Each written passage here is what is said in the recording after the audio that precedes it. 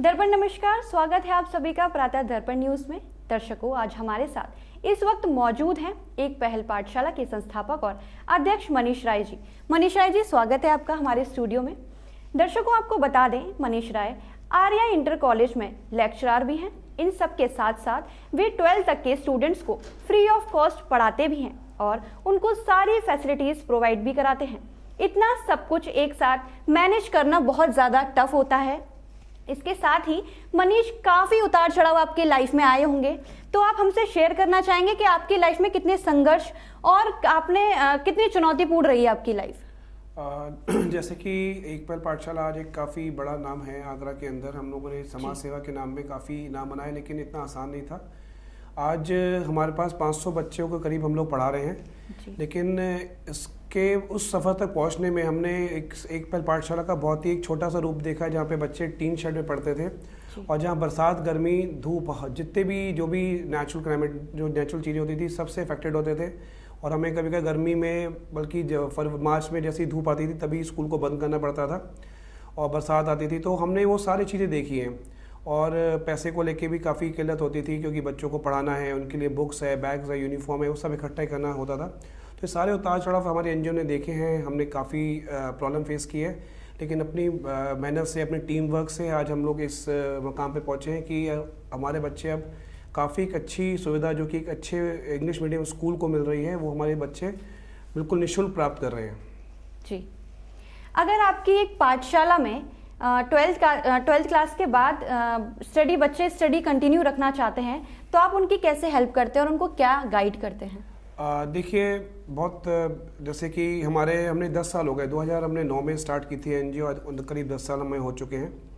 और जो उतार चढ़ाव के बाद हमने देखा कि बच्चे हमारे अब 10th में आ चुके हैं, कुछ बच्चे 12th में आ चुके हैं, तो एक काफ़ी एक बड़ा एक वर्ग बनता जा रहा है, जो कि क्योंकि ये बच्चे वो बच्चे होते हैं जिन पे बहुत जल्दी कमाने का फोकस होता है। क्योंकि हमारे पास जो बच्चे हैं वो मेड है, उनकी बच्चियां हैं, हमारे पास जो बच्चे हैं मजदूर हैं, उनके परिवार के बच्चे हैं। तो हमने बल्कि जब 8th में थे तभी से परिवार का उन पे काफ़ी दबाव था कि अरे क्या कर रहे हो, क्यों पढ़ रहे हो, तुम काम में लग जाओ, काम में लग जाओ। अब अगर हम काम में लगा देते हैं तो वो वही 200-250 रुपये कमाने वाले, जो कभी एक दिन कमाए एक दिन नहीं कमाए। तो हमारा क्या फोकस था कि इनको 10th-12th कराएं और बहुत जल्दी इनको किसी वोकेशनल कोर्सेज से भी जोड़ दें। तो जो बच्चे बहुत होशियार होते हैं हमारे, हम उसको यूनिवर्सिटी में भी एडमिशन कराते हैं, उनकी वहाँ फीस भी देते हैं।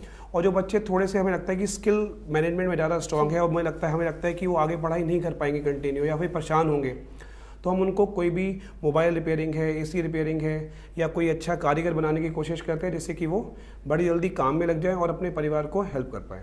जी, तो आप और इसके अलावा किन किन क्षेत्रों में काम करते हैं? हम सिर्फ एजुकेशन में नहीं है। हमारा जैसे ही 2-2:30 बजे जैसे ही स्कूल हमारा ऑफ हो जाता है, तो उसके बाद हमारा जो स्कूल है वो वुमेन एम्पावरमेंट सेल में कन्वर्ट हो जाता है। और आसपास इन्हीं परिवार की जो लेडीज़ हैं, महिलाएं हैं, वो सारी लोग हमारे यहाँ पर आते हैं और हम लोग उनको एडल्ट एजुकेशन दे रहे हैं। और हमारे यहाँ पर उन्हीं लेडीज़ के लिए सिलाई कढ़ाई के कोर्सेज चल रहे हैं, पार्लर कोर्सेज चल रहे हैं। और अभी हमने एक नया चीज़ हमने चालू की, थैले बनाने का काम चालू किया। कोविड के अंदर हमने मास्क बनाने का काम चालू किया, तो हम उनको एम्प्लॉयमेंट भी जनरेट कर रहे हैं। और बहुत जल्दी हम लोग चाह रहे हैं कि एक ऐसी इंडस्ट्री, एक ऐसा एक काम भी आ जाए जो कि रेगुलर मिले। क्योंकि जैसे मास्क बनाने का काम है वो टेम्प्रेरी काम है, थैले बनाने का काम है थोड़ा सा आता है, बच्चों हम आसपास लोगों को, लेडीज़ को बुलाते हैं, उनको पैसे दे के उनको काम कराते हैं।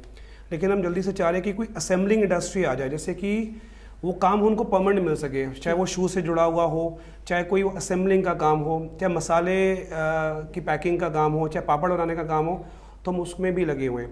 इसके अलावा हम लोग ब्लड डोनेशन काफ़ी सक्रिय रूप से कराते हैं।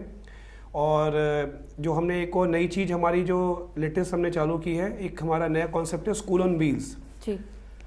हमारा एक पहल पाठशाला 500 बच्चों तक सीमित है, लेकिन हम चाह रहे हैं कि कई ऐसे जो बच्चे हैं जो कि स्लम एरियाज़ के बच्चे हैं, जो हमारे आ नहीं सकते हैं, जिसे हम चाइल्ड लेबर बच्चे बोलते हैं, तो हमारा पाठशाला उन बच्चों के पास पहुंच के उनको वहीं पर जाके पढ़ाता है।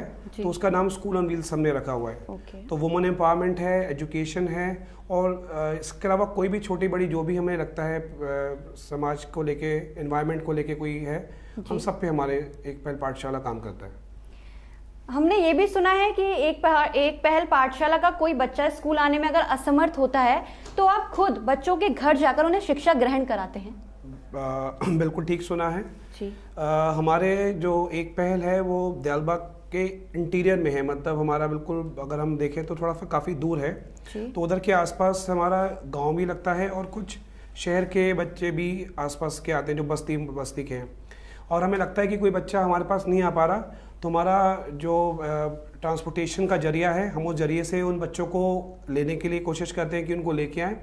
और नहीं भी आता है तो हमारे बहुत सारे हमारे वॉलंटियर्स हैं जो घर जाकर भी उस जगह पे जाके छोटा छोटा स्कूल बना देते हैं। जैसे कि हमने इनपुरी के आसपास एक बस्ती थी जहाँ पे हमने खुद का एक छोटा सा स्कूल चालू किया हुआ है जी। एक हमने दयालबाग के अंदर इंटीरियर में 1-2 स्कूल चालू किए हैं, गांव में स्कूल चालू किए हैं। तो हम लोग खुद जाकर भी वहाँ पर सेल्फ सेंटर्स बना के हम लोग एजुकेशन प्रोवाइड करते हैं। मनीष जी, आपको ये एक पहल की प्रेरणा किसने दी, मतलब आपको किससे ये प्रेरणा मिलती है? देखिए, ऐसा है कि मैं खुद शिक्षक हूँ और जैसा कि आपने बताया कि मैं REI में पिछले 20 साल से पढ़ा रहा हूँ। और ये जो पूरा सफ़र है ये सिर्फ तभी हो पाया क्योंकि मेरे पिताजी खुद दयालबाग यूनिवर्सिटी में ही थे और उनकी डेथ 1996 में हुई थी। और उन्होंने पूरा सफ़र अपना एजुकेशन में दिया। और मुझे पता है कि अगर एजुकेशन में वो नहीं होते, क्योंकि हम भी बहुत, मेरे पिताजी बने स्पेशली, वो कोई बहुत ही मतलब अच्छी फैमिली, मतलब कोई अमीर हम लोग पैसे वाली फैमिली से नहीं थे, लेकिन उन्होंने अपनी मेहनत से ही हम लोगों को पढ़ाया लिखाया और ख़ुद भी बने। तो फाइनली जो मेरे को एक दिमाग में था कि सिर्फ एजुकेशन ही एक ऐसा जरिया होता है जिससे जो कि सारी चीज़ों को दूर करता है, सारी बुराइयों को दूर करता है। तो मेरा मन था कि एक छोटा सा पैसा स्कूल बनाना है जो कि बच्चों को एजुकेशन दे पाए। तो वो मेरा सपना 2000 जब से उनकी डेथ थी उसके बाद से था, लेकिन 2009 में पूर्ति हो पाई इस सपने की। तो मेरे पिताजी इसकी प्रेरणा है और मैं उन्हीं की ही जो है उनकी कदमों पे चलने की कोशिश करता हूँ। हमने सुना है कि आपका एक कमरा अवार्ड्स और मेडल से भरा हुआ है।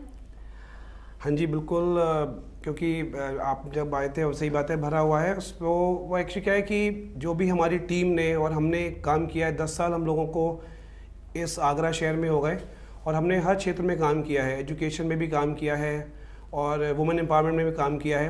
तो ये देखा जाए तो एक छोटा सा हमें एक इंस्पिरेशन के तौर पे मेडल्स हैं, ट्रॉफीज़ हैं जो लोग देते हैं। और सबसे इम्पोर्टेंट चीज़ है कि हम कोशिश करते हैं कि जो भी लोगों ने हमें प्यार दिया है, जो भी हेल्प करी है, हम उस पे खड़े होने की कोशिश करते हैं। क्योंकि जब आप एक बड़ा नाम बन जाते हैं, जब आप लोगों के काम करते हैं, तो आगरा शहर की अपेक्षा भी आपसे बढ़ जाती है। वो आपसे एक्सपेक्टेशन करते हैं कि आप बहुत अच्छी तरह से काम करें।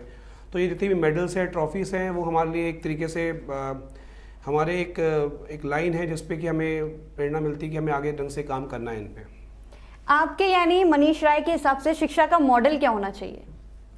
आज की तारीख में शिक्षा का मॉडल जो मैं मानता हूँ कि शिक्षा, जैसे कि अभी गवर्नमेंट ने भी पॉलिसी चेंज करी है। हमने 10th और 12th बोर्ड को हम लोग समीक्षा कर रहे हैं कि 10th का बोर्ड हटा दिया जाए और 12th का बोर्ड रखा जाए। ऑब्वियसली बात है कि जो पहले की पढ़ाई चल रही थी वो चेंज हो गई है और हमने देखा होगा कि 2 वर्ग बन रहा है आगरा के किसी भी देश में। इंडिया की बात करें तो 2 वर्ग बन रहा है। एक वर्ग वो होता है जिसकी पढ़ाई बहुत ही औसत स्तर की होती है और एक वो वर्ग होता है जो कि बहुत ही हाई क्लास में पढ़ता है, सब कुछ पढ़ता है, जिसमें हम बात करते हैं बड़े बड़े स्कूल्स हैं, पब्लिक स्कूल हैं। और वो क्या होता है, जो तबका कम पढ़ता है वो अक्सर वो या तो नौकरी की तलाश कर रहा होता है या वो, अब यूपी बोर्ड की हालत ही देखिए, यूपी बोर्ड में बहुत ही अच्छे स्कूल कम मिलेंगे और वो जो स्कूल मिल रहे हैं वो बच्चों को ना उनके पास गाइडेंस है। जैसे आपने देखा होगा DPS है, बड़े बड़े स्कूल्स हैं, उनके बच्चों के पास गाइडेंस है कि 12th के बाद क्या करें। जबकि यूपी बोर्ड का बच्चा बेचारा खुद ही अखबार में पढ़ रहा होता है, पड़ोस से बात करता है, तो उनके पास कोई गाइडेंस नहीं है। तो मेरा स्पेशली मानना है कि जितने भी यूपी बोर्ड के स्कूल्स हैं, जितने भी गरीब बच्चों के स्कूल हैं, वहाँ पे एक सरकार या कोई भी संस्थाओं को अलॉट किया जाए, उन बच्चों को गाइडेंस किया जाए। क्योंकि सारे बच्चे जो मैंने देखा है, सारे बच्चे टीचर नहीं बन सकते, सारे बच्चे इंजीनियर नहीं बन सकते, सारे बच्चे डॉक्टर नहीं बन सकते। तो हमें उनकी योग्यता के हिसाब से बांटना चाहिए और बहुत ज़्यादा, और क्योंकि योग्यता से बांट के ही हम सबको अपने अपने मुकाम पे पहुंचा पाएंगे। अच्छा, इस पाठशाला में दानदाताओं का क्या सहयोग रहा है? बिल्कुल काफ़ी सहयोग रहा है दानदाताओं का। हमने, जैसे मैं आपको बताऊं, जब स्टार्टिंग थी तो मैं जैसे बताया था गवर्नमेंट जॉब में हूं, तो उसी की तनख्वाह से मैंने स्टार्ट किया था। लेकिन जब हमने 10 बच्चों से स्टार्ट किया था, आज 500 बच्चों का स्कूल है और हम उनको बुक्स, बैग, यूनिफॉर्म, बल्कि एक टाइम का खाना भी हम लोग उनको दे रहे हैं, मतलब बच्चों को दे रहे हैं। जैसे क्योंकि जितने भी जो बच्चा आता है उनकी मम्मी और पापा सब लोग सुबह सुबह ही काम पे चले जाते हैं, तो हमारी जिम्मेदारी थी कि उनको एक टाइम का खाना तो हम कम से कम खिला के भेजें। तो इस सब के लिए काफ़ी एक अच्छी खासा हमें धनराशि की जरूरत पड़ती है। तो आगरा में हमें काफ़ी अच्छा सपोर्ट मिल रहा है हमें। तो दानदाता काफ़ी इंपॉर्टेंट पार्ट है। और हमने एक और स्कीम चालू की हुई है, एंजल फॉर एंजल्स। मतलब इन बच्चों को हम एंजल्स मानते हैं, हम उनके लिए एक एंजल होता है जो दानदाता होता है। तो वो उस बच्चे का पूरा एक अमाउंट, छोटी सी अमाउंट है, वो पूरे साल भर की अमाउंट उन बच्चों को के लिए हमको देता है। और उस बच्चे की पूरे साल की जो भी उसके अचीवमेंट होते हैं, जो उसका काम होता है, वो हम उस दानदाता को उसके मेल के जरिए या व्हाट्सएप के जरिए उसकी पूरी इंफॉर्मेशन देते हैं। तो दानदाता को काफ़ी इंपॉर्टेंट रोल है इसके अंदर। आप हमारे दर्शकों को क्या संदेश देना चाहेंगे? देखिए, बहुत सिंपल सा संदेश है, कोई बहुत बड़ी चीज़ नहीं है। आपने कोविड के टाइम भी देखा होगा कि जितना भी अमीर हो, गरीब हो, इस पूरे सृष्टि ने सबको एक जगह पे ला दिया और वो डर था अपनी ज़िंदगी को बचाना, और हम सब एक ही जगह पे आके खड़े हो गए, चाहे अमीर गरीब सब बराबर हो गए। तो मेरा जो पर्सनल मानना है कि हम लोगों को, अगर हम एनजीओ खोलना कोई बड़ी बात नहीं है, लेकिन एनजीओ का मन का भाव हमारे अंदर होना चाहिए। और कोई भी इंसान है वो खुद में अपने आप में एनजीओ होता है। हम सड़क पे चल रहे हैं, हम किसी की हेल्प कर सकते हैं, वो एनजीओ है। हमें किसी भी जगह गए, हमें एनजीओ का पार्ट होना चाहिए। तो हम, सिंपल सी बात है, अच्छा इंसान बनिए और ये सोच के चलिए कि जो भी आप आज काम करेंगे वो आपके लाइफ में आपको लौट के मिलेगा ज़रूर। तो भी अच्छे इंसान बने और भगवान से डरे और अच्छा काम करते रहिए। तो दर्शकों, ये थे हमारे साथ मनीष राय, जिन्होंने लेक्चरर होने के साथ साथ एक पहल पाठशाला की शुरुआत करके उन सभी जरूरतमंदों के जीवन को रोशनी और प्रेरणा दी। इंसानियत आज भी संसार में जीवित है। इसी के साथ मैं आकांक्षा शर्मा आपसे इजाजत चाहूंगी, फिर होगी आप सभी से मुलाकात। तब तक के लिए देखते रहिए प्रातः दर्पण न्यूज। नमस्कार।